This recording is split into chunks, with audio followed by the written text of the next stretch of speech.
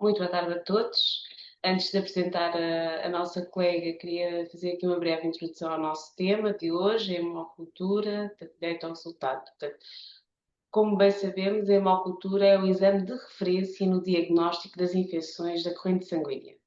Estas infecções, quando não identificadas e tratadas atempadamente, podem evoluir rapidamente para sepsis e choque séptico e estão associadas a uma elevada taxa de mortalidade, cerca de 20 a 40%, segundo dados da Organização Mundial de Saúde.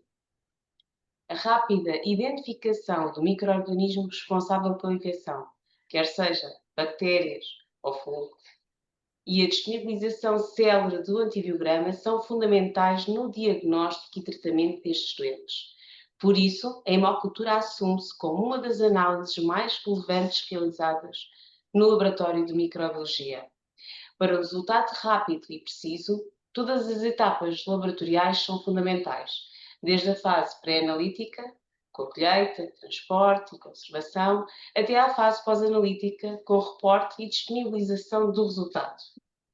É precisamente este percurso que teremos a oportunidade de aprofundar hoje com a doutora Florbela Pereira, a nossa oradora convidada. A doutora Florbela é especialista em análises clínicas e genética humana e integra o Serviço de Patologia Clínica do Hospital da Cruz Vermelha, desde 1999, e é também membro do Grupo de Coordenação Local PP-CIRA, da mesma instituição. Boa tarde, doutora Florbela, e muito obrigada desde já por ter aceito o nosso convite. Boa tarde a todos, eu é que agradeço e espero que seja proveitoso. Vamos então dar início. Começamos pela pergunta que se impõe, por uma pergunta muito simples e que é o que é afinal uma hemocultura?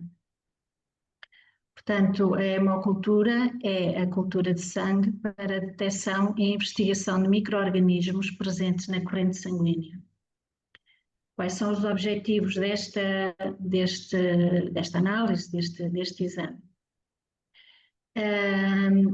É confirmar a etiologia da infecção, identificar o agente etiológico e efetuar o teste de sensibilidade aos antimicrobianos no sentido de orientar para a terapêutica mais adequada. Antes de avançarmos e de nos centrarmos nos aspectos mais laboratoriais, é importante falarmos de alguns conceitos, como, por exemplo, o conceito de sepsis. Começamos por falar da infecção da corrente sanguínea. De que é que se trata a infecção da corrente sanguínea? Trata-se de uma infecção causada pela presença de bactérias, portanto a bacteriémia, fungos, fungémia ou vírus, virémia, na corrente sanguínea. Pode ser transitória, intermitente ou contínua. Como exemplos de uma bacteriémia transitória, temos, por exemplo,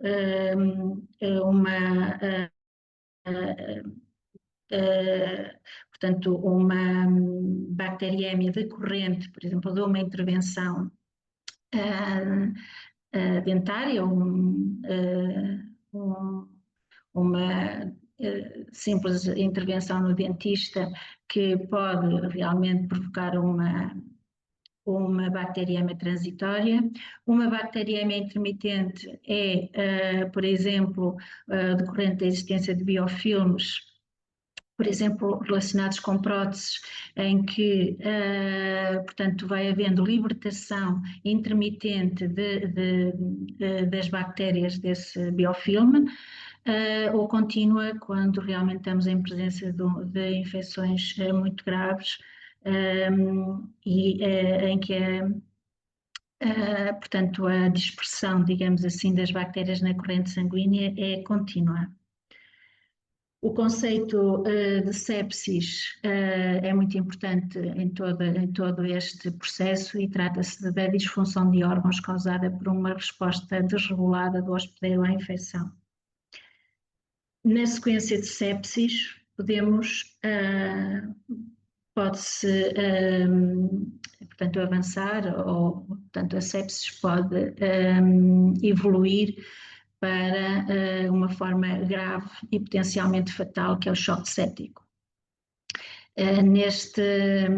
No choque séptico, as alterações circulatórias, existem alterações circulatórias, metabólicas e celulares, e estão associadas a um risco muito aumentado de mortalidade. E agora dos conceitos mais simples, dos quais já nos referimos, que é a bacteriémia, que é simplesmente a presença de bactérias na corrente sanguínea, e da pseudobacteriémia, ou também designada contaminação, que é quando o isolado da hemocultura tem origem exterior à corrente sanguínea do doente. Na norma da Direção-Geral da Saúde, via verde sepsis, constam estes dados. Portanto, e são dados portugueses, 22 a 24% dos internamentos em serviços de medicina intensiva são devidos a sepsis, e a mortalidade associada ao choque séptico é de 49 a 51%. Portanto, são números altíssimos e que nos remetem realmente para a importância da hemocultura e do diagnóstico atempado desta situação. Portanto, relativamente então à infecção da corrente sanguínea, como é que os micro-organismos entram na corrente sanguínea? Portanto, pode ser por introdução direta de um material contaminado no sistema vascular, pode ser por zonas superficiais do organismo, através da perda de integridade da pele ou da membrana mucosa ou do trato gastrointestinal, e pode ser também através de focos de infecção no organismo. Posso adiantar já um dado que está num diapositivo mais à frente. Um dos focos de infecção mais associados à infecção da corrente sanguínea é a pneumonia, só a título de exemplo. Portanto, estes micro-organismos são normalmente removidos da corrente sanguínea em poucos minutos, por fagocitose, contudo, podem resultar em infecção sistémica se as defesas do hospedeiro estiverem comprometidas. Em todo o processo de diagnóstico laboratorial, podemos começar por falar na adequação da prescrição médica. Realmente, para haver uma boa orientação da colheita, é importante que a prescrição médica não deixe dúvidas a quem vai proceder à colheita. É importante também para o cumprimento das recomendações, e vamos falar dessas recomendações mais à frente. É importante para a interpretação laboratorial dos resultados microbiológicos, para a interpretação clínica dos resultados e, no fundo, no fim de tudo, é importante para o diagnóstico e terapêutica corretos e atempados. Portanto, um processo simples, que é a prescrição médica, realmente é o início de tudo e pode ter um papel importante no decorrer de todos os outros passos, digamos assim, do processo associado a uma hemocultura.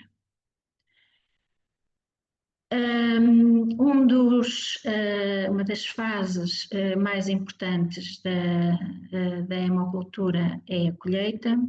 Apresento aqui o material que está associado portanto, à colheita. Temos, portanto, as luvas, a agulha e seringa de 20 ml, ou agulha butterfly, o antisséptico, solução de clorhexidina a 2% em álcool isopropílico a 70%, que segundo as guidelines é o mais adequado para a desinfecção da pele nestas, associada à hemocultura, à punção da hemocultura. O álcool a 70 graus, a 70%, e os frascos de hemocultura, sendo um de aerobiose e outro de anaerobiose. O consenso hoje em dia é consensual, e a maior parte dos estudos refere realmente que os frascos deverão, portanto, a hemocultura deverá constar de um par de aerobiose e outro de um par em que um frasco é da aerobiose e outro é da anaerobiose. A técnica de colheita trata-se de remover, primeiramente remover a proteção dos frascos e desinfetar com álcool a 70 graus e deixar secar. Desinfetar a pele, não palpar a veia após a desinfecção da pele. E se isto acontecer, todo o processo de desinfecção deve ser repetido. Funcionar a veia, transferir o sangue para os frascos de hemocultura. E vamos falar agora das recomendações. Portanto, devem ser realizadas 2 a 3 punções venosas em locais distintos. O ideal é realizar 3 colheitas. O intervalo de tempo entre colheitas deverá ser de meia hora, podendo eventualmente ser diferente e de acordo com a indicação médica. Em situações de emergência, poderá justificar-se fazer 2 colheitas na mesma altura, de preferência em braços diferentes. Estas situações de emergência relacionam-se muitas vezes com a necessidade de administrar terapêutica rapidamente e terapêutica antibiótica, e nesse caso então poderá fazer-se então as 2 colheitas na mesma altura, mas de punções diferentes. E muito importante, o volume de sangue por punção deve ser de 20 mililitros, dividido em 2 garrafas, tal como já referi atrás, uma de aerobiose e outra de anaerobiose. Isto é, 10 mililitros de sangue em cada garrafa. Continuamos com as recomendações. Rotular os frascos com a identificação do doente, dia e hora da colheita, o local da punção e o número de sete de colheitas, sendo que o 7 é o par de hemoculturas. Não tapar o código de barras do frasco. Portanto, este código é necessário para o processamento automatizado da hemocultura. A ordem de inoculação é importante. No caso da colheita com agulha e seringa, que provavelmente é o mais comum, primeiro inocula-se o frasco da anaerobiose, seguido do frasco de aerobiose. E muito importante, em nenhum momento é necessário trocar a agulha. Não há evidência de que trocar a agulha traga vantagens em termos de diminuição da taxa de contaminação, portanto, e é uma questão de segurança. Quando for necessária a colheita da mesma punção para vários exames laboratoriais, os frascos para a hemocultura devem ser os primeiros a ser inoculados. Não se devem colher hemoculturas através de dispositivos pré-existentes, por exemplo, catéteres vasculares.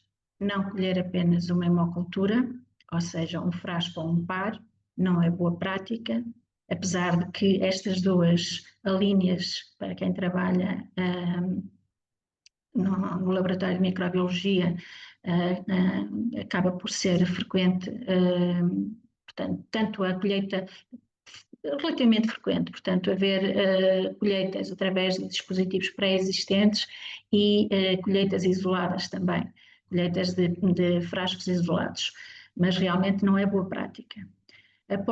E veremos mais à frente porquê. Após a colheita, enviar os frascos imediatamente ao laboratório, de preferência no espaço de 2 horas, à temperatura ambiente. Nunca refrigerar uma hemocultura. sabemos que existem micro-organismos que são sensíveis à temperatura e podemos estar a perder, a inviabilizar, portanto, a cultura dos micro-organismos em circulação. Ainda relativamente à colheita, temos aqui vários fatores que afetam a taxa de recuperação. A taxa de recuperação será, portanto, havendo uma bacteriémia, será a taxa de hemoculturas positivas que refletem exatamente essa bacteriémia. Portanto, o que nós queremos é que seja de 100%, porque se existe uma bacteriémia, nós queremos detectá-la. E quais são os fatores que afetam mais, que influenciam mais o resultado final ou essa taxa de recuperação? Temos o volume de sangue, o método de colheita, a altura da colheita ou o transporte da amostra. Todas as evidências nos dizem que é o volume de sangue.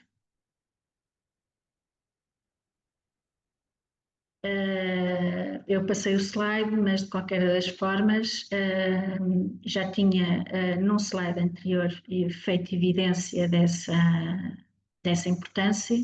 Portanto, é realmente importante que por cada hemocultura se colham uns 20 mililitros de sangue distribuídos pelos 2 frascos e pelo menos 2 punções. Portanto, portanto, serão uns 40 mililitros de sangue, sendo que o ideal até são 3 hemoculturas, 3 punções, 60 mililitros de sangue. Quanto ao processamento laboratorial, portanto, as hemoculturas chegam ao laboratório e são incubadas, hoje em dia, em equipamentos de leitura contínua, portanto, equipamentos modernizados e que otimizam a detecção do crescimento bacteriano. Temos aqui alguns exemplos, uns mais antigos, outros mais recentes. Portanto, o equipamento de incubação e leitura é constituída por uma estufa de incubação, portanto, à temperatura ideal de incubação. Tem uma monitorização contínua do crescimento e leitura automatizada 24 horas por dia. Portanto, aumenta a sensibilidade de detecção de resultados positivos e permite os registros e processamento com códigos de barras, ou seja, a probabilidade de erros é menor, de erros de identificação. Em termos da tecnologia, digamos assim, que está associada aos frascos e à leitura das hemoculturas e dos equipamentos que fazem esta leitura, temos então os frascos, primeiramente os frascos de hemocultura, que têm na base um sensor. Esse sensor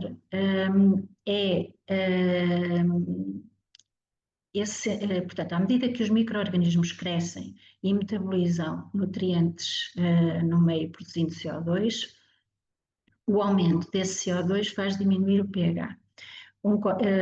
No sensor existe um corante sensível ao pH e que faz alterar a cor. E é essa alteração de cor que vai ser lida pelo equipamento.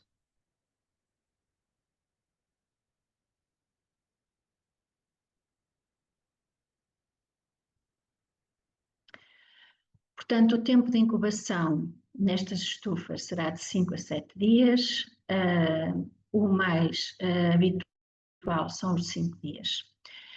No entanto, um estudo demonstrou que 93,8% dos isolados foram recuperados após 2 dias de incubação das hemoculturas. e 97,4 após 3 dias. Portanto, a maior parte dos isolados são obtidos após 3 dias, no entanto, os 5 dias dão-nos uma margem de segurança para obtermos mais alguma bactéria que possa não crescer tão rapidamente. Temos, no entanto, também considerar tempo de incubação alargado para algumas bactérias mais resistentes, como são, por exemplo, a brucela. Nestes casos, o laboratório deverá ser informado desta suspeita para poder programar o equipamento, portanto, o equipamento para incubar esta garrafa ou estas garrafas durante mais tempo.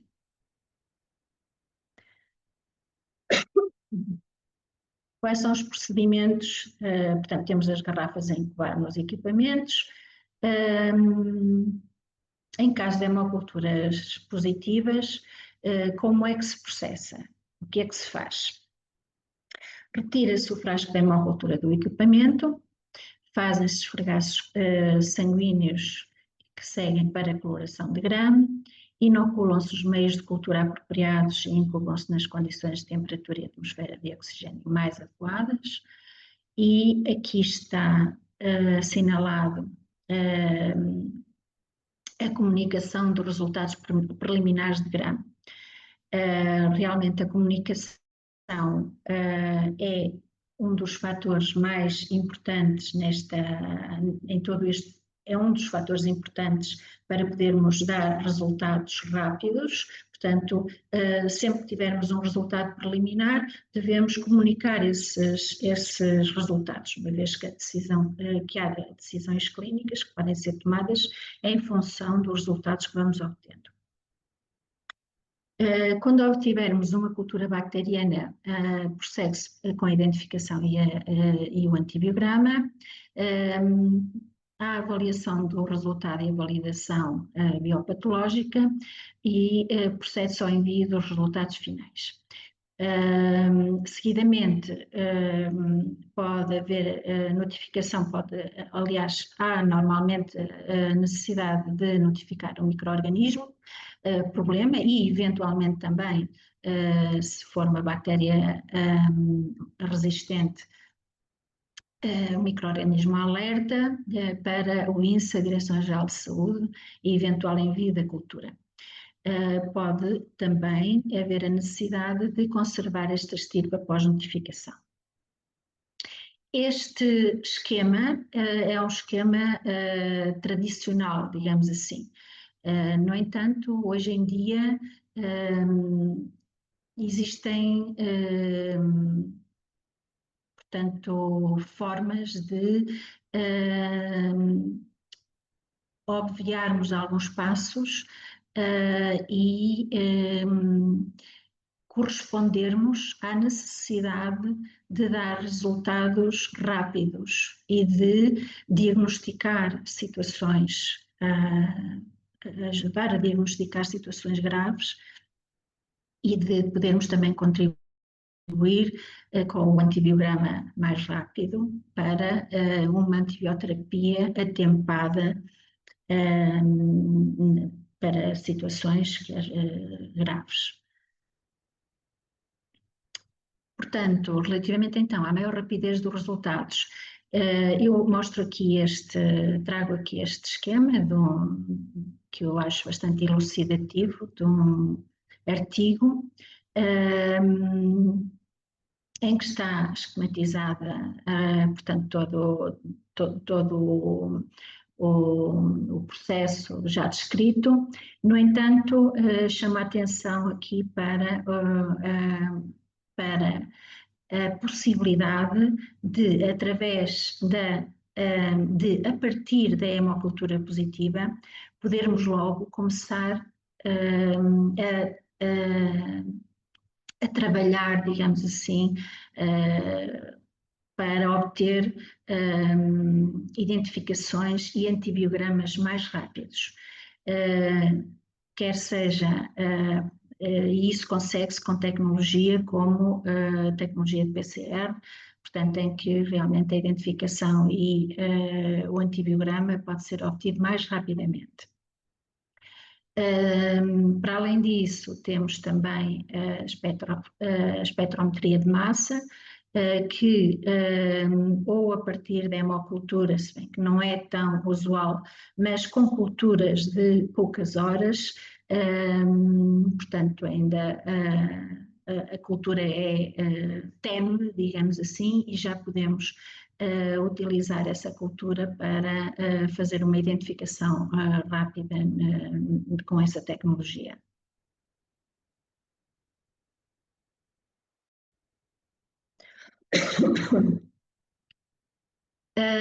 Relativamente ao antibiograma, curiosamente, o EUCAST disponibiliza informação sobre uma metodologia rápida para os antibiogramas. É rápida e realmente não necessita de equipamentos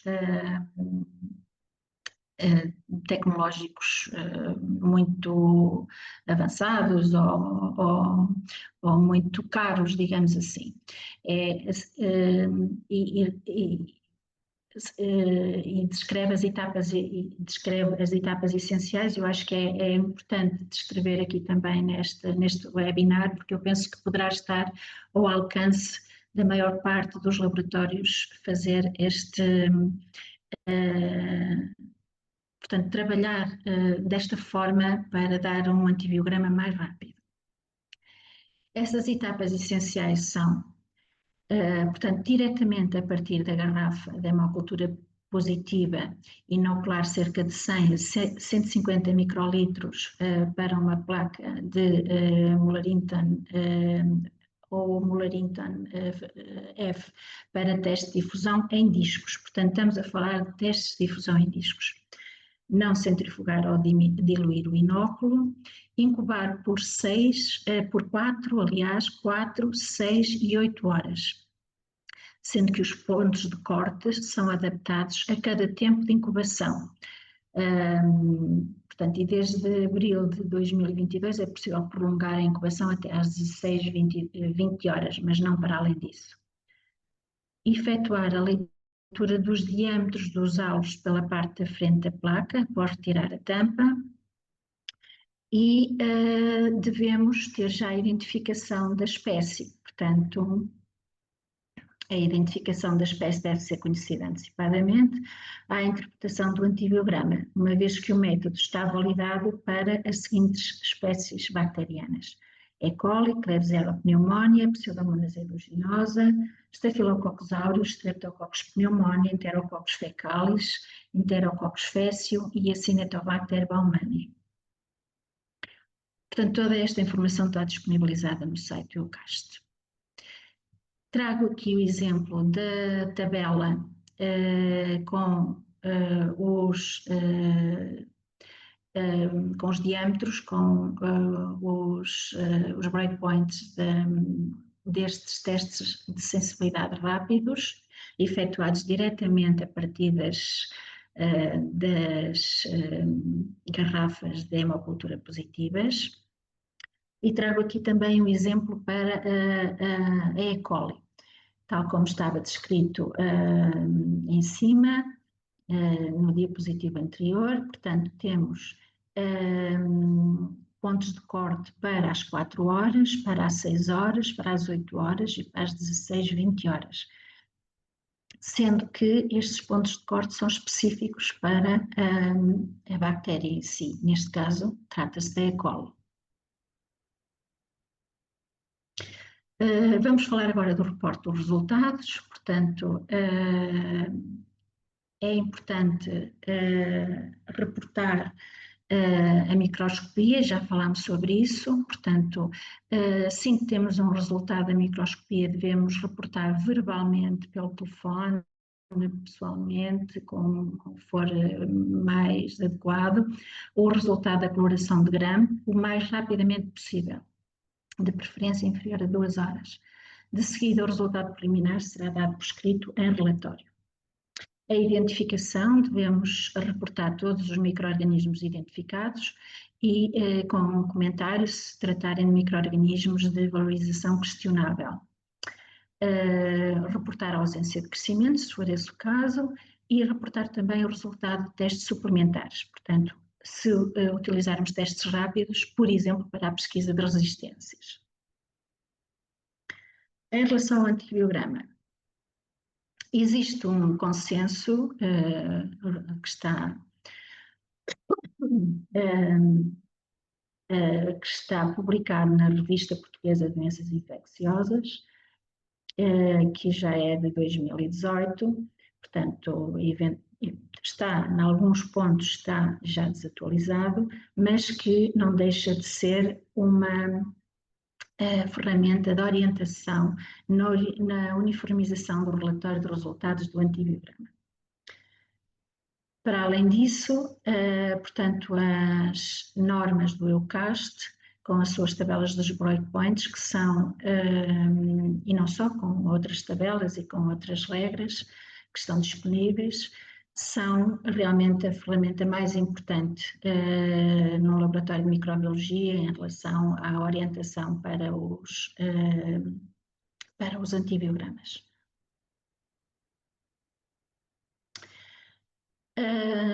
Falámos já dos focos de infecção. Realmente a pneumonia é um dos focos mais importantes. Este artigo refere que em doentes com sepsis com idade superior a 65 anos, a pneumonia foi o foco de infecção da corrente sanguínea mais encontrado, mas temos aqui, portanto, referenciados outros, como a peritonite, a infecção do trato urinário, as infecções dos tecidos, as infecções da pele, das feridas operatórias, por exemplo, as bacteriémias relacionadas com o catéter e outras. É importante, esta frase eu retirei também da norma da Direção-Geral da Saúde, via verde sepsis, e penso que é importante, também orienta para a disponibilização para os fármacos que são importantes disponibilizar no antibiograma. Portanto, o conceito de terapêutica antibiótica adequada radica na utilização de fármacos ativos contra os micro-organismos causais prováveis, em doses maximizadas, com boa penetração no foco de infecção e administrados na primeira hora após o reconhecimento do quadro clínico. Esta tabela também consta da mesma norma e, portanto, representa a terapêutica administrada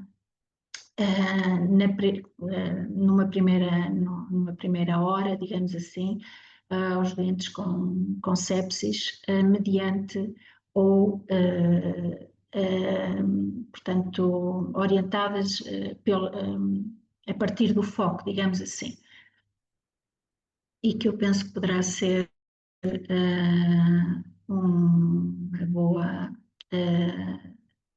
uma boa base de consulta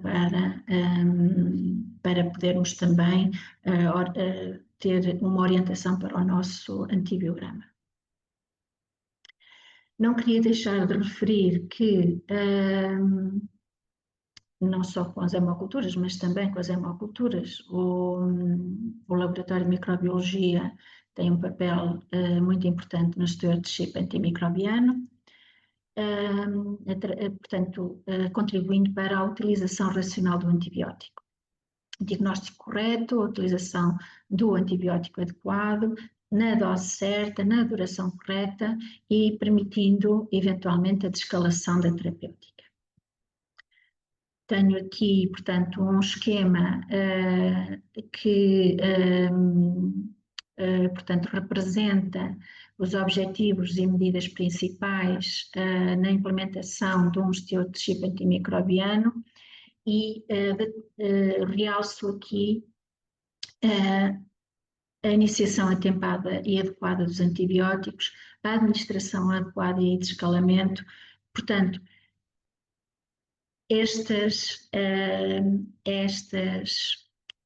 ações, estes temas, temos estado a falar neles durante toda esta apresentação e realmente é com todo o nosso trabalho e orientados para e com a orientação correta que também damos o nosso melhor contributo para o stewardship antimicrobiano. Falando de aqui um parênteses, não é um parênteses, mas voltando aqui à interpretação laboratorial dos resultados positivos, não queria deixar de falar dos critérios para diferenciar entre pseudobacteriemia, ou seja, a contaminação, e a bacteriemia verdadeira. Quais são esses critérios? Como é que nós sabemos se estamos perante uma bacteriemia verdadeira ou se estamos perante uma contaminação? Esses critérios têm a ver com as condições de colheita, se conseguimos rastrear eventualmente a colheita se foi feita por punção através de um dispositivo intravascular, através da identificação do micro-organismo. Nós sabemos que existem micro-organismos que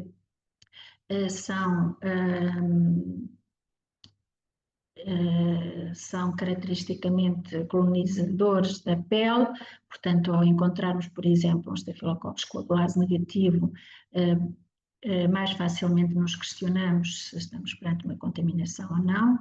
O número de setes positivos ou o número de frascos positivas num set. E vamos ver exemplos. Mas antes disso vou falar aqui da taxa de contaminação de hemoculturas. Portanto, a bibliografia diz-nos que a taxa de contaminação das hemoculturas deverá ser inferior a 3, e estamos a falar de um indicador de qualidade.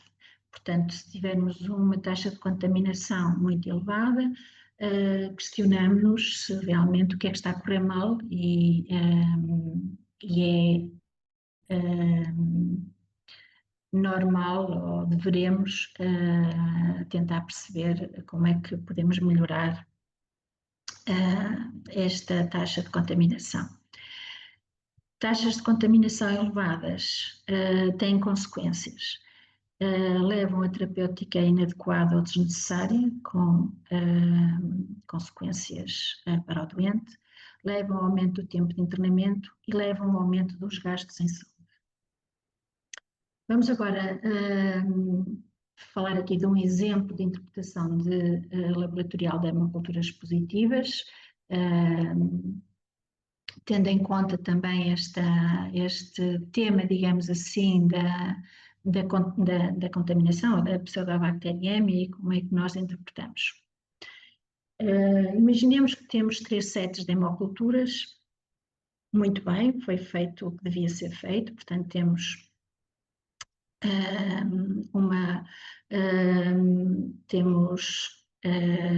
as hemoculturas devidas, e nesses 3 sets, um set ou um frasco, ou WF, positivou e a identificação deu-nos um Staphylococcus epidermidis. Como é que nós interpretamos? Tendo em linha de conta que é só um set ou um frasco, portanto, é muito provável que estejamos perante uma contaminação. Se temos, já falámos disso, que não era boa prática,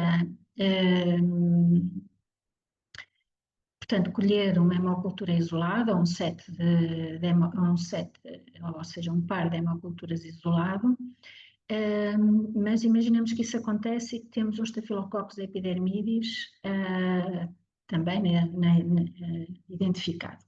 Como é que nós podemos interpretar? não sabemos.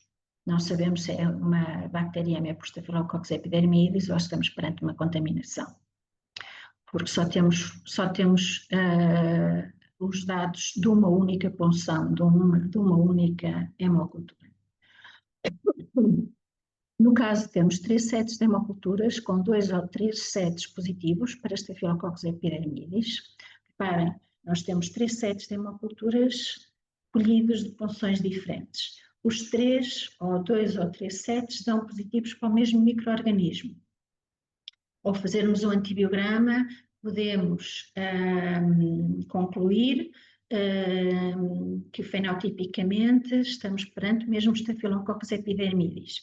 Então, é muito provável que estejamos na presença de uma bacteriemia por Staphylococcus epidermidis. E agora aqui um outro caso, e este caso remete-nos exatamente para, muitas vezes, para a importância da prescrição e da orientação que a prescrição médica pode ter. Se na prescrição médica, por exemplo, estiverem prescritos 2 frascos de aeróbios mais 1 frasco de anaeróbios, chegam-nos estes 3 frascos ao laboratório, 2 frascos dão positivos para Staphylococcus epidermidis e nós ficamos sem saber se é contaminação, se é bacteriemia e como é que foi realizada a colheita. Será que quem colheu a hemocultura teve em conta que deve colher para um frasco de aeróbios e anaeróbios numa punção e depois noutra punção colheu para outro frasco? Ou será que colheu só uma punção e dividiu pelos 3 frascos? Estas questões são muitas vezes o dia-a-dia de um laboratório e o ideal é que realmente os procedimentos sejam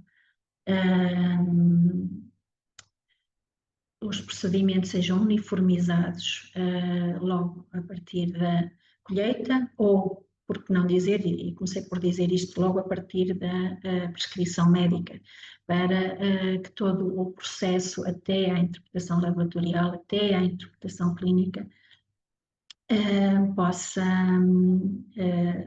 correr da melhor forma e podermos tirar a informação mais correta.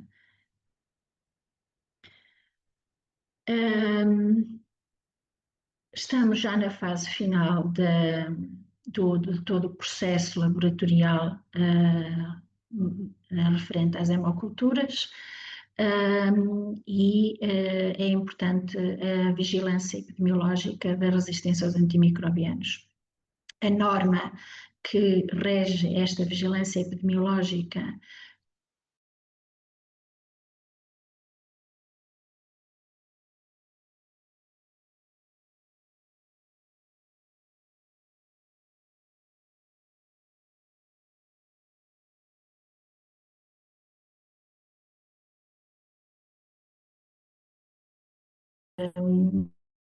considerados micro-organismos problema,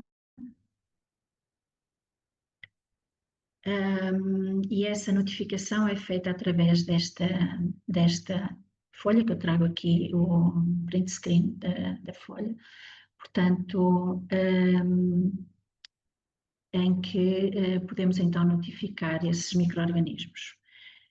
É evidente que numa hemocultura também, portanto, também podemos encontrar micro-organismos alerta se o antibiograma for resistente e se estiver dentro dos parâmetros de resistência que essa mesma norma estabelece. Mas, portanto, a norma considera que devem ser considerados micro-organismos problema de origem invasiva, sangue e líquido cefalorraquidiano, as Pseudomonas aeruginosa, os Acinetobacter spp, as Enterobacter aureus, os Staphylococcus aureus, os Enterococcus fecalis e os Enterococcus faecium. Portanto, sempre que obtivermos um isolamento em oculturas destas bactérias, são consideradas micro-organismos problema e devem ser notificados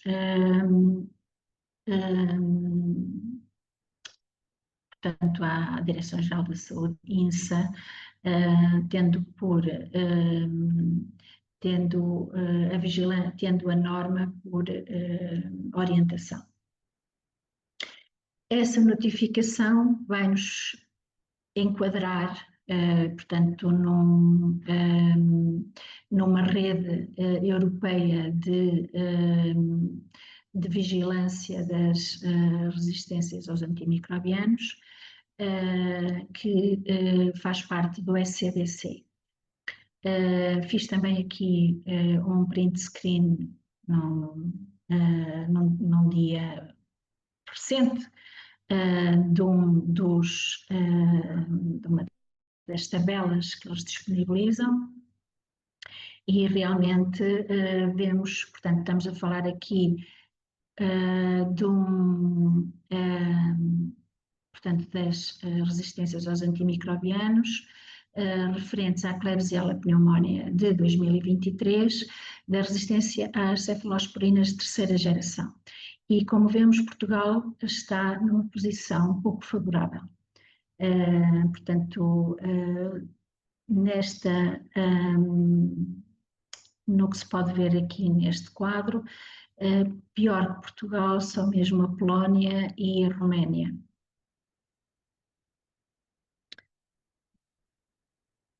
Portanto, os nossos dados que nós notificamos para a Direção-Geral da Saúde são enviados para esta rede de vigilância a nível europeu. E dou por terminada a minha apresentação, espero que tenha sido proveitosa, útil em algum aspecto. Não sei que não esgota o tema, nem pouco mais ou menos, mas se eventualmente tiverem alguma questão, portanto, também podemos desenvolver mais algum tema a seguir. Queria-vos só falar desta imagem também, portanto, esta imagem, eu deparei-me com ela há uns anos e fiquei fascinada por ela. É uma imagem real, para além de nos descansar a vista depois desta conversa, se calhar chata, mas é uma imagem real que foi captada já há alguns anos, portanto, pela missão Apollo 11,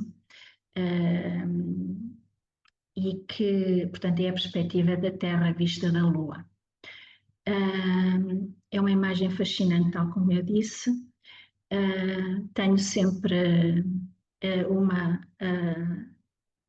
uma ideia diferente quando olho para ela e achei que podia trazê-la para este tema, porque num planeta, como nós vemos, um planeta tão bonito, tão calmo, é o mesmo planeta onde acontecem guerras, batalhas que matam os seres humanos de forma tão sem sentido, mas também é o mesmo planeta onde se travam batalhas microscópicas, como é o combate à infecção, e que salva tantas vidas também. E obrigada.